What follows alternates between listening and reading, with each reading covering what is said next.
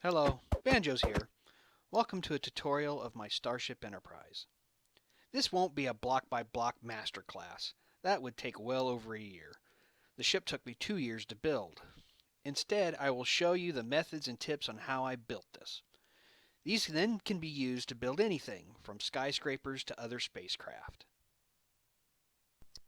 This is actually my second build of the Enterprise. The first was a true 1x1 scale version. One Minecraft block is supposed to be a meter cubed, but I wasn't really happy with the amount of detail. Also, there was no room for the amount of redstone that I wanted to incorporate, such as sliding doors that whooshed and a working turbo lift. It was done using the Halo Mash Pack. To get all the redstone packed into it and get the desired detail, I increased the size by about 30%.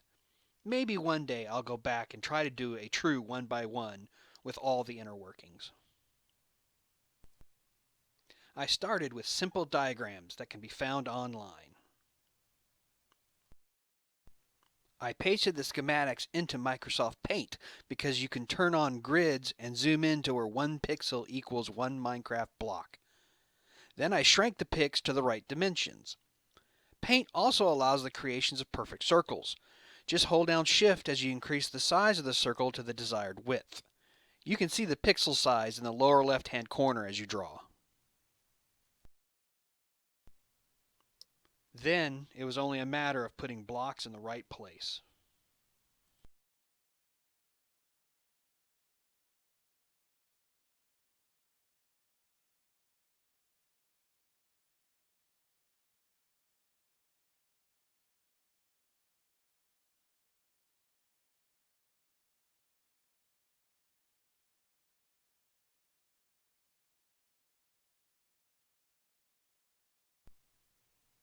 I then used schematics found online and screenshots from the movies to do all the details and interiors. To get the space world with no bedrock, I downloaded the Abstraction Solar World from the Minecraft Marketplace. The skin pack is Star Odyssey Beyond Space by Gellengare. All the custom paintings are just maps. Once again, using paint, I shrank down pictures as guides and then built giant horizontal landscapes. Then I made maps to hang on item frames. Here you can see me create the turbo lift display. Now for the redstone. Again, I won't go block by block, but there are plenty of detailed tutorials online on how to build each and every gadget. I'm mostly going to show how I integrated it all into the ship. Here is the emergency bridge. It's just a miniature version of the real bridge, but located in the middle of the saucer section. As you can see, it's almost identical, and it has a working view screen. So let's change some channels real quick.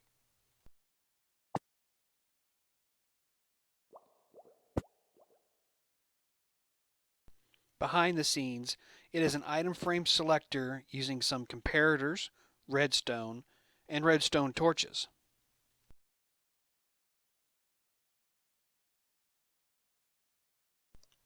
Here are the command blocks that, when activated individually by the selector switch, will then clone the different maps onto the view screen. They use a simple clone command with grid coordinates of the original location and destination of the maps. And here are the maps. All the view screens located throughout the ship clone from this one location.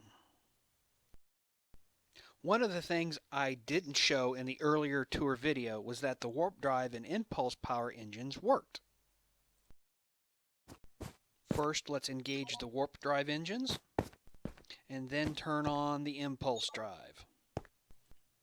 As you can see, the inner part of each nacelle lights up as the warp drive comes on, and as we turn around, you can see that the impulse engines are now lit.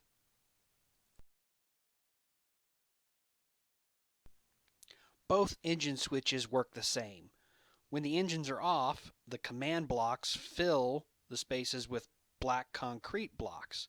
And then when you turn them on, the other command block will then fill them up with glowstone, creating the light. And vice versa. Another thing I didn't show in the last tour video, but it was in the original Cruder video, was that the teleporters do work. They use the TP command with original location and destination grid coordinates.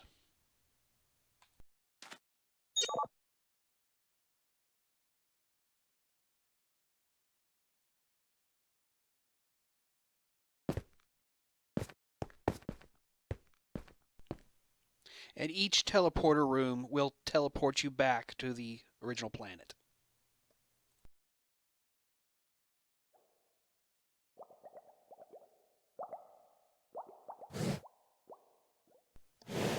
My favorite thing are the whooshing doors. I use a repeating, always active command block using the test4 command paired with a comparator. This makes the doors not rely on pressure plates.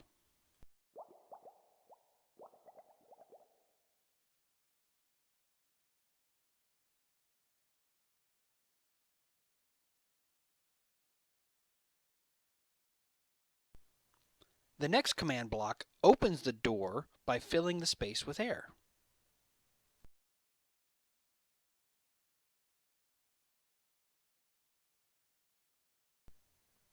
The whooshing sound is actually a horse breath being played by another command block.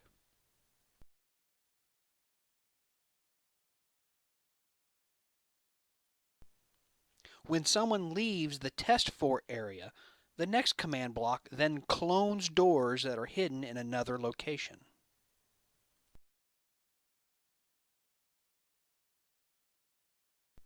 Then another command block plays another whooshing sound for when the door's shut.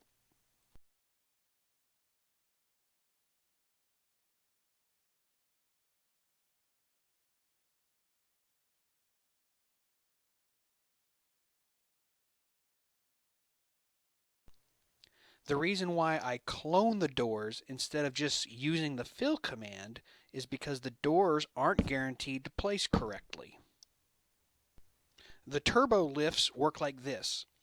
You stand to the left and it goes up a level or forward along the same level. Move to the right and it goes down or aft.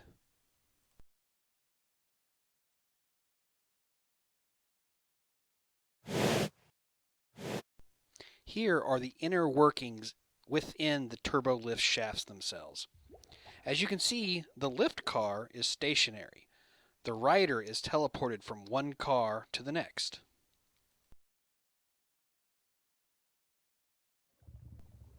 The first command block is an always active repeating one with the test4 command, just like the doors shown earlier.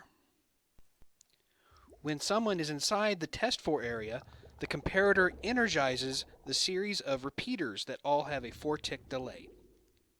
If the same person is still standing in the same test4 area when the next command block is energized, this command block then energizes the third command block, which is the one that actually teleports you to the next turbo lift car.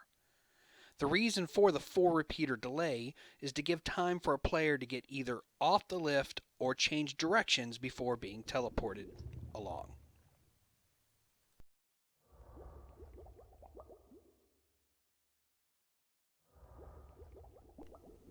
Each lift car has both a downward and upward circuit.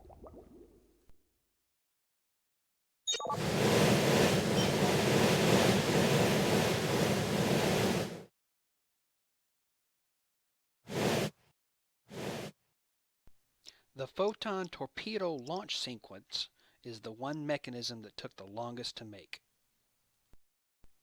It is essentially an old school one cell at a time animation.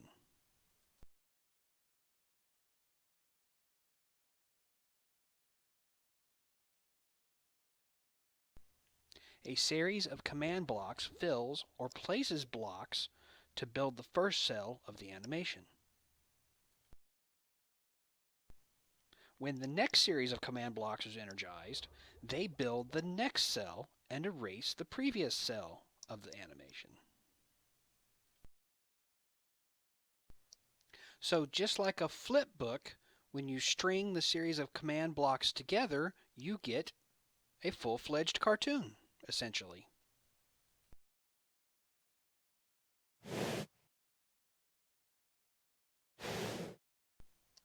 All of the docking station doors use the same animation principle.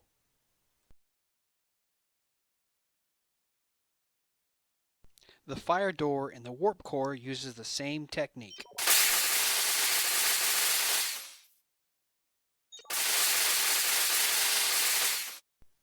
That's it for the tutorial.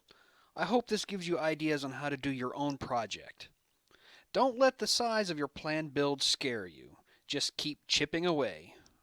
Until next time, stay safe and remember to tell a loved one that you're thinking of them.